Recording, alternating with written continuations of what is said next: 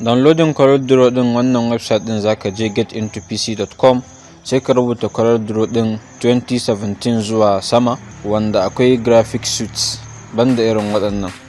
Sai ka danna ka zo ƙasa, zai gaya ma nauyin shi wato datan da zai ci kenan, sai kuma space din da yake nema a kwamfutanka.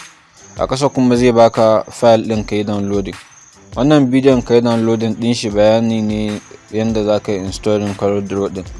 Sai ka yi downloading 32-bit ko 64-bit daidai na kwamfutanka. In baka san wani bit bane naka, ka zo wajen nan a kwamfutanka, this PC, sai ka danna properties ko ka yi right click ka danna, zaka gani, sai ka koma ka yi downloading irin naka din. Bayan ka gama download din sai ka kashe internet ɗinka ko ka sa a flight mode. Daga nan sai ka je Windows Security Virus Protection a settings ko ka yi searching computer. Ka kashe waɗannan abubuwan, in ba haka ba zai installing ba, saboda abubuwan za su hana shi yin installing.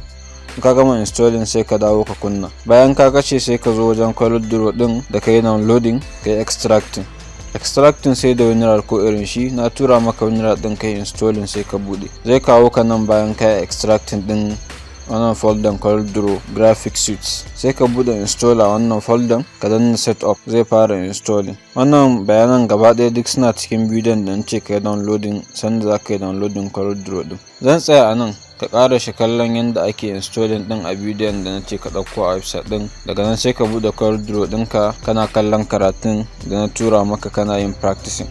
In ka gama sai ka mana magana ka amsa certificate ɗinka.